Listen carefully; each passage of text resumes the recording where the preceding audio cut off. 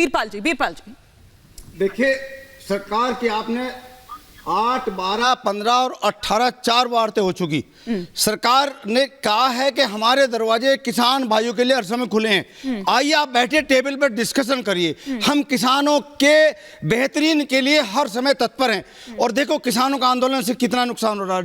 दिल्ली में डेली 500 करोड़ रुपए का नुकसान है, डेली दहाड़ी कमाने वाला नुकसान है। बच्चे एग्जाम, बात सुनिए, आप बात सुनिए, अब बात सुनिए, अब बात सुनिए, पहले बात सुनिए, अब डोंट टॉक, बात सुनिए।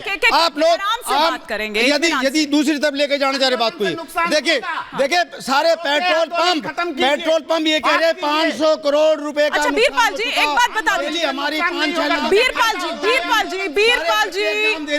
जी आदमी कमा कर, डॉक्टर बीरपाल एक करके प्लीज, एक कर बीरपाल जी सुनिए बीरपाल जी, जो प्रस्ताव आया है क्या वो समस्या का समाधान निकाल पाएगा जो प्रस्ताव दिया गया? क्योंकि 2 दिन पहले था तो वो ये कहते रहे, चाहे डल्लेवाल हो चाहे पंधेर हो, उन्होंने कहा कि भाई बहुत अच्छे माहौल में बातचीत हुई है, वो जो प्रस्ताव है विचार किया जाएगा। लेकिन एक दिन बाद ही उन्होंने ये बता दिया कि ये बिल्कुल ठीक नहीं है। देखो सरकार ने कितना बढ़िया प्रस्ताव दिया, हाँ। क्रॉप डाइवर्सिफिकेशन, हाँ। जो बहुत जरूरी है। आपको मालूम है पंजाब की क्या हालत है, 7 डिस्ट्रिक्ट ड्राई जोन हो चुके, हाँ। और इतनी ग्राउंड वाटर इतना पॉल्यूटेड है, इतना खाद, इतना मतलब उसमें फर्टिलाइजर और इतने इंसेक्टिसाइड पेस्टिसाइड यूज हो रहे हैं कि हालत बिल्कुल खराब होगी। जो फसल पैदावार देनी बंद कर दी।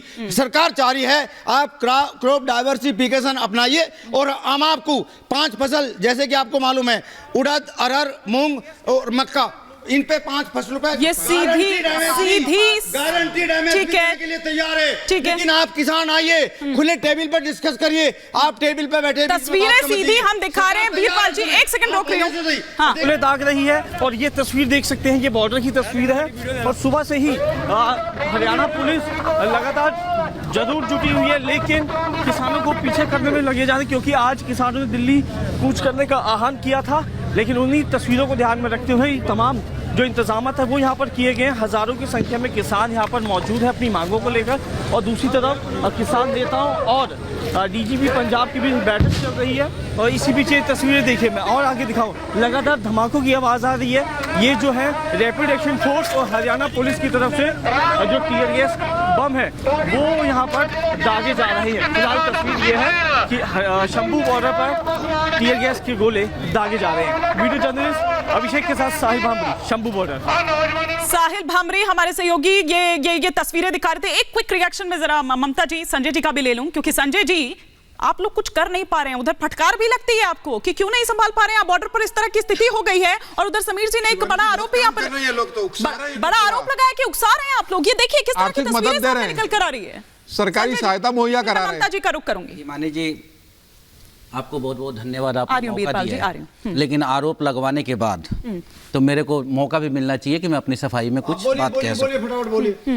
अब मैं शुरू करना चाहता हूं कि उल्फत बदल गई, कभी नीयत बदल गई, खुद गर्ज हुए जब तो फिर सीरत बदल गई, और अपना कसूर दूसरों के सिर पर डालकर कुछ लोग सोचते हैं हकीकत बदल गई।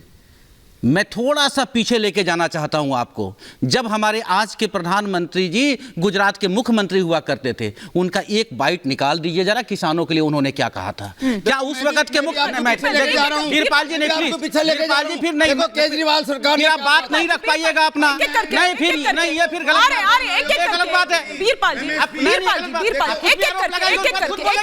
आरोप आप लगाएंगे, एक बार उनको भी तो बोलने दीजिए, एक बार उनको अपनी बात कंप्लीट करने दीजिए। जी संजय जी, जनतंत्र को कायम रखिए, लोकतंत्र को बचा रहने दीजिए। आपने आरोप लगाया, मैंने सुना, मेरा जवाब आने दीजिए। मैं ये कहना चाहता हूं कि मुख्यमंत्री के पास सारे आंकड़े होते हैं। जब वो मुख्यमंत्री के पद पे थे तो उन्हें पता था कि एमएसपी में हमारे देश का पैसा कितना जाएगा। फर्क इतना था कि उस वक्त केंद्र में कांग्रेस की सरकार थी और आप विरोधी थे, आप समर्थन कर रहे थे। आपने वायदा किया था देश के साथ, आपने जब वायदा किया, आप 10 वर्ष हो गए, आप क्यों नहीं कर रहे हैं काम। मैं ईमानदारी से कहना चाहता हूं कि जितने विधायक और सांसदों के ऊपर खर्च किया जा रहा है उसकी कटौती कर दिया जाए तो किसान खुश हो जाएगा। इस पे प्रधानमंत्री जी क्यों नहीं कर रहे हैं? जवाब ले लो, इसका जवाब ले लो। और मैं एक बात बता, अच्छा ठीक है, हाँ। आपके लिए आपके हजारों हजार करोड़ रुपए की आपके हवाई जहाज चाहिए, करोड़ों रुपए की आपकी गाड़ियां चाहिए। आपने मेरी बात का जवाब नहीं दिया, आपने मेरी बात का जवाब नहीं दिया। पढ़ना चाहिए, शीर्ष महल में रहना चाहिए केजरीवाल को। संजय जी, ना तो आपने अपने इस वक्तव्य में ना आपने मेरी बात का जवाब दिया, जबकि आपका वक्तव्य खत्म कर रहे हैं, लेकिन ना मेरी बात का जवाब मिला, ना समीर जी के आरोप का जवाब मिला। जवाब आ रहा है। हाँ, ये हो गई है देश की आज के डेट में कि जब कोई मरीज हॉस्पिटल पहुंचे अपने इलाज के लिए, तो डॉक्टर इलाज नहीं कर रहा है, उसको परेशान इसलिए कर रहा है कि तुम बीमार कैसे हो गए और तुम बीमार होकर के हॉस्पिटल कैसे आ गए। आज दिल्ली जिसका देश है, उन किसानों को रोका जा रहा है कि तुम दिल्ली में नहीं आ सकते और वोट के लिए आप गांव जाएंगे। मैं तो ईमानदारी से कहना चाहता हूं इन किसानों को, पूरे देश भर के किसानों को, भाजपा के लोगों को गांव में वोट के लिए ममता जी पहले तो वो एक सेकंड, ठीक है, पहले तो वो 2011 की जो बात कर रहे हैं, क्या वो गणना उस वक्त गलत की गई थी, आज वो बिल्कुल उलट हो गई है? पहले उसका जवाब। हिमानी जी, एक शेर इनके ऊपर मैं जरा लगा दूं कि तू इधर उधर की बात मत कर, पहले ये बता कि कारवां किसने लूटा। ये भाई साहब कह रहे हैं कि भाई जब फलां व्यक्ति का मुख्यमंत्री थे, अरविंद केजरीवाल जी की तो सरकार है पंजाब के अंदर, 2020 में कैप्टन अमरिंदर को ऐसे उंगली दिखा दिखा के बोलते थे कि पंजाब के किसानों को एमएसपी क्यों नहीं दे रहे। तो भाई अब काहे नहीं दे रहे हो, जाओ वहां पर करो अनाउंस, पहले उनसे उनकी वो वाली बात करो। दूसरी बात ये कह रहे हैं कि इनको जहाज चाहिए सरकारी। अरे बाप रे, वो अरविंद केजरीवाल जिनका पंजाब की सरकार से साहब कोई लेना देना नहीं है, दिल्ली के मुख्यमंत्री हैं, लेकिन पंजाब सरकार के हवाई जहाज में घूमते रहते हैं पूरे देश के अंदर और पंजाब की सरकार का जो खजाना है उसको अपने ऊपर लुटाते हैं। तीसरी बात संजय जी, मैं आपके बीच में नहीं बोली थी, अब आप सुनिए। अराजकता मत फैलाइए, अराजकता मत फैलाइए, अराजकता मत फैलाइए। ये अरविंद केजरीवाल जी का दफ्तर नहीं है, ये आम आदमी पार्टी का दफ्तर नहीं है जहां पर आप चिल्लाएंगे। आप झूठे, आपका सरगना झूठा, आप महा झूठे, आपके एक करके प्लीज एक करके दीजिए, मुझे आप बोलने दीजिए, आप मुझे बोलने दीजिए। बदतमीजी बंद, इस तरह से नहीं, इस तरह से नहीं, वीरपाल जी को डांटा, इस तरह से नहीं, वीरपाल जी को डांटा जब आपके बीच में बोल रहे थे। ठीक है, एक एक करके एक एक कर इस तरह से नहीं, ठीक है एक एक कर नहीं, इस तरह से नहीं चल पाएगा, इस तरह से नहीं चल पाएगा। वीरपाल जी आ रही हूँ, ममता जी अपनी बात खत्म कर ले। वीरपाल जी ना तनख्वाह चाहिए, ना बड़ा बंगला चाहिए, ना रेड लाइट की गाड़ी चाहिए, ना सिक्योरिटी चाहिए।